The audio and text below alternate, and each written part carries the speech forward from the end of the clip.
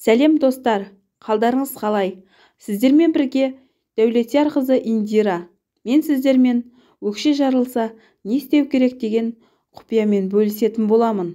Ол үшін менің видеомды соңына дейін көріңіз. Әйел қауымы бетпен бірге дене бітімінің және аяқ-қолы терісінің мінсіз болғанын қалайды. Алайда жаз айларында көптеген адамдардың өкшесі жарылып, мазасы қашады. Мұндай өкшемен өзіңді еркін ұстап жүре алмайсыз. Ендеше, өкшеміздің жұмсақ әрі тегіс болуы үшін аяқ күтіміне аздап уақыт бөліп, төмендегі емді жасап көріңіз. Адамның өкшесі түрлі себептерге байланысты жарылады. Мәселен, демалыс кезінде ыстық құмның үстіне жалаң аяқ жүгіріп, ұзақ уақыт көлге шомылсаңыз да өкшеңіз жарылуы мүмкін. Тағы бір басты себеп теріге қажетті дәруменнің жетіспеуі. Ағзамыздағы зат алмасудың бұзылуы, қант диабеті, тағы басқа аурулардың себебінен де өкше жарылады. Сондықтан арнайы дәрігерге қаралып, алдын ала тексерілген жөн. Жарылған өкшенің ең басты емі қабыршақталған теріні тазалап, өкшені жұмсарту. Ол үшін әуелі тырнаққа арналған егеуішпен жарылған өкшені егеп тазалайсыз. Содан кейін ғана аяққа арналған бұлау жасауға болады. Ол үшін ыдысқа ыстық су құйып, әрбір 1 литрге 1 шай қасық ас содасын саласыз. Сонымен қатар қалақай жалбыз шөптерінің тұнбасын қосса да пайдасы арта түседі. Теріңіз құрғақ болса да тері өкше бірінші жарылады. Сондықтан эфир майларын қосуға болады. Жожоба майы теріні жұмсартып, нәрлендіреді. Ол теріге терең сіңіп, ұзақ уақыт бойы құрғап кетуден сақтайды. Абдалы майы жарылған жерді емдеп жазып, теріні жұмсартады. Бадам майы құрғақты жояды, қабыршақталған теріні жазатын қасиетке ие. Авокадо майы жарылған жерді тегістеп, құрғақ теріні ылғалдандыратын қасиеті бар. Аталған эфир майларының сатып алмас бұрын ішіндегі анықтама парақшасымен танысып шығыңыз. Бәрінің мақсаты бір болғанымен, олар адамға әртүрлі әсер етеді. Сіздің теріңізге сәйкес келетін таңдап нұсқаулықтан суға қанша мөлшерін қосуға болатынын анықтап біліп алыңыз. Аяққа 15-20 минут бұлау жасалатыннан кейін міндетті түрде кеуек таспен жарылған жерді тазалап, артынан жуып тастаңыз.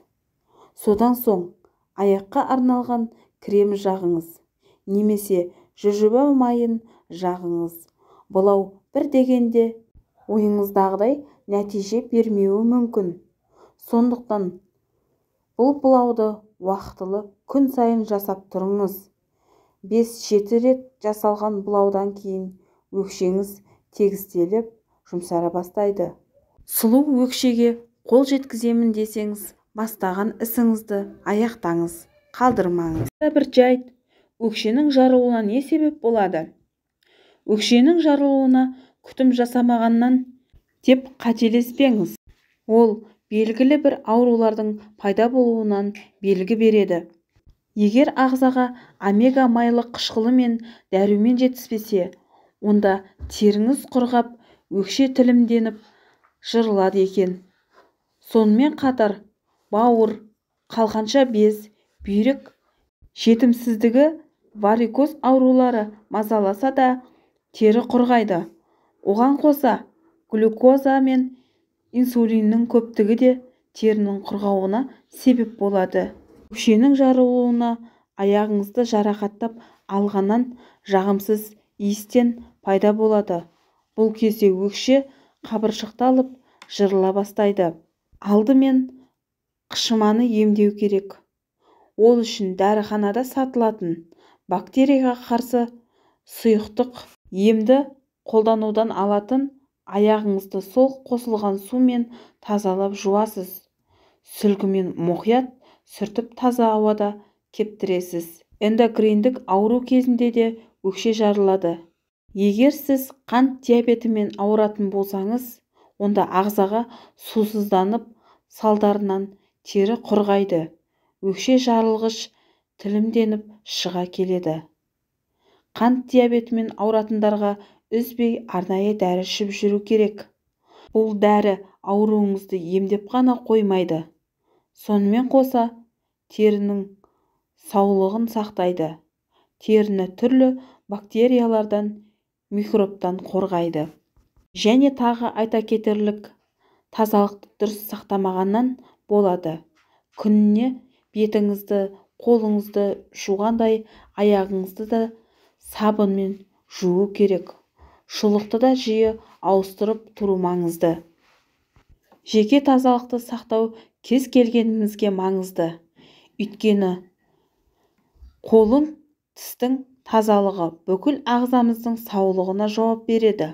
Ал шаштағы, тырнақтағы, өкшедегі мәселе қандай аурудың айналдырып жүргенін айқындайды. Демек, тазалық аурудан айығудың алғашқы қадамы екенін ескеріңіз. Өкшенің жарылуын емдеу үшін де алдымен тазалыққа ден қойыңыз. Ол үшін үлкен ыдысқа ыстық су құясыз. Оған ас содасы мен үгілген кір сабынды араластырыңыз. Қоспа әбден еріген кезде аяғыңызды салып булау жасайсыз. Бұл ем өкшеге өте пайдалы. Теріңізді жұмсартады, тілімделгенін емдеп тегістейді, әрі аяқтың қан айналымын жақсартады. Егер өкше құртының кесірінен жарылып жүрсе, онда құртқа қарсы дәрілерді қабылдап, шайын ішесіз.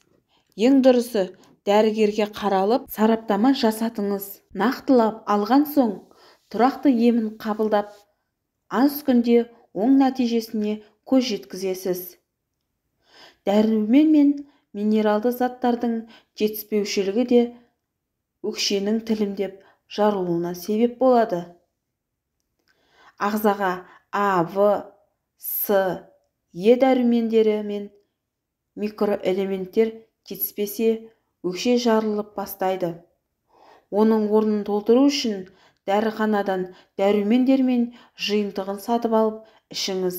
Жоғарыда айтып өткендей, өкшенің жарылуын емдеу үшін алдымен теріні жұмсартып алуымыз керек. Үйімізге жақын орналасқан кез келген дәріханадан мына дәрілерді сатып алып ем ретінде қолданасыз. Редивит құрамы А, Е және Д дәрумендеріне бай мазы. Осы пайдалы құрманың арқасында теріні жұмсартып, қышқанын басады, әр теріні нәрлендіреді. Биостин өкшедегі қышыманы емдейді, инфекцияны жояды, әрі жараны кетіреді. Бұл гель өз кезегінде теріні де жұмсартатын қасиетке ие. Дәрілік заттарды қолданбас бұрын бірінші дәрігердің кеңесіне жүгініңіз. Өкшеңіз мінсіз болсын десеңіз, күнделікті жуып, пайдалы майларды жағып жүріңіз. Осымен өкше жарылса не істеу керектігімен таныстыңыздар. Менің видеом ұнаған болса, маған тіркеліп, қоңырауша белгісін басып, пікір қалдыруды ұмытпаңыз. Достарыңызбен бөлісіңіз.